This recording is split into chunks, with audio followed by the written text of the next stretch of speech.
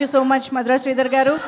And now, ఇప్పుడు బాబీ గారి మాటలు వినే టైం వచ్చేసింది. సో రిక్వెస్టింగ్ డైరెక్టర్ బాబీ గారు. ఎవర్రా మీరంతా అన్నట్టుంది ఒకసారి. అందరికీ నమస్కారం. అండి. ఇక్కడికి వచ్చిన మీడియా మిత్రులకి, కార్తీ గారి ఫ్యాన్స్కి, స్టేజ్ మీద ఉన్న మా డైరెక్టర్స్ అందరికీ.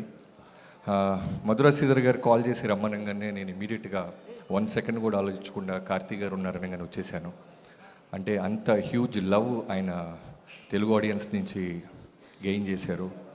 జనరల్గా మన తెలుగు వాళ్ళం చాలా సినిమా పిచ్చోళ్ళం. మనకి ప్రాంతము, భాష ఏ సంబంధం ఉండదు. పిచ్చిగా ప్రేమించడం తప్ప మనకేం తెలీదు. అలా ప్రేమించిన దాంట్లో చాలామందిని మన థియేటర్ దగ్గర దాకా ప్రేమిస్తాం. బట్ కార్తీ గారు, సూర్య గారు థియేటర్ నుంచి మన ఇంటికి వచ్చేసారు. మన బైకుల మీద, మన ఆటోల్లో, మన బస్సుల్లో. సో మన ఫ్యామిలీలో పార్ట్ అయిపోయారు వాళ్ళు. సో మీరు సూర్య గారు తెలుగు తమిళ అంటే ఖచ్చితంగా మీ తెలుగునే చెప్తాం. మాకు వేరే ఏ తెలీదు. అంత ఇష్టపడతాను సార్ మిమ్మల్ని. మీ యాక్టింగే కాదు, I admire your selection of script sir. First నుంచి మీ ఫస్ట్ డెబ్యూ పరుతువీరం దగ్గర నుంచి. అంటే నాకు ఎప్పుడు రవితేజ గారు ఒక మాట చెప్తుంటారు, ఏంటి సార్ ఇవాళ రైస్ తినట్లేదు, మీరు చపాతీ, ఓ రోజు ఏమో ఓన్లీ పన్నీర్ తింటున్నారంటే బాడీని మనం కన్ఫ్యూజ్ చేయాలి బాబీ. సో అలా ఆయన సెలెక్షన్ ఆఫ్ ఫిల్మ్స్ అలా ఉంటాయి, కన్ఫ్యూజ్ చేస్తారు. ఒకసారి మే అలగన్ అని చేస్తారు, ఒకసారి కాశ్మోరా అని చేస్తారు, ఒకసారి జపాన్ అని చేస్తారు, ఒకసారి ఖైదీ అని చేస్తారు. ఏ సినిమాకి నెక్స్ట్ సినిమాకి సంబంధం ఉండదు. సో అంత బ్రిలియంట్గా సినిమాని సెలెక్ట్ చేస్తూ ఆయన యాక్ట్ చేయటం నిజంగా చాలా గ్రేట్ కార్తీ గారు. మీకు ఒక ఎగ్జాంపుల్ చెప్పాలి. బీయింగ్ ఏ డైరెక్టర్, నేను డాకు అప్పుడు మే అలగన్ చూశాను, సత్యం సుందరం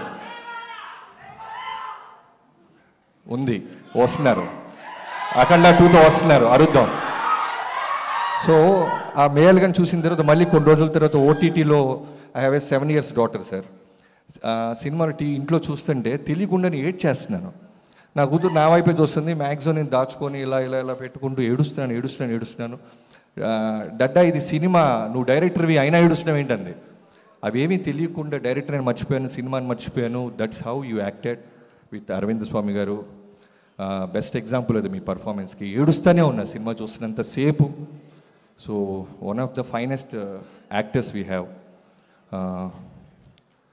ఇంకా ఈ సినిమా గురించి చెప్పాలి అంటే ఖచ్చితంగా నలన్ స్వామి గారి గురించి మిగతా నా కొలీగ్స్ అందరు చెప్పారు.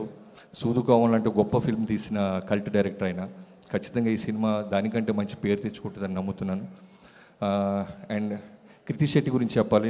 మాకు ఆల్మోస్ట్ ఫ్యామిలీ లాగా, మా నైబర్, ఒకే చోట ఉండేవాళ్ళం మేము. వాళ్ళ పేరెంట్స్ ఎప్పుడు రెగ్యులర్ కలుస్తూ ఉంటారు. సో చాలా మంచి అమ్మాయి, అంటే మన తెలుగు అమ్మాయి. ఉప్పిన తర్వాత చాలా చూజీగా, జాగ్రత్తగా చేసుకుంటూ వెళ్తుంది.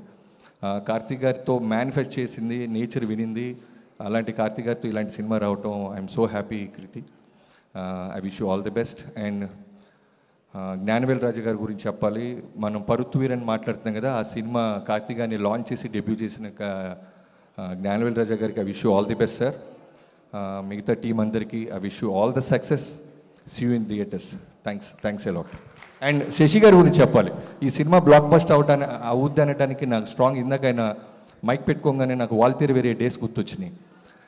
ఎడిట్లో చాలా, అంటే ఒక సినిమా రిలీజ్ అవుతున్నప్పుడు చాలా టెన్షన్ ఉంటుంది, నర్వస్గా ఉంటుంది. ఏ డైరెక్టర్కైనా మనం ఎంత బాగా పనిచేసినా. ఫస్ట్ ఆడియన్గా నైజాం తీసుకున్నారు డిస్ట్రిబ్యూషన్. శశి గారు మా సినిమాతోనే స్టార్ట్ చేశారు.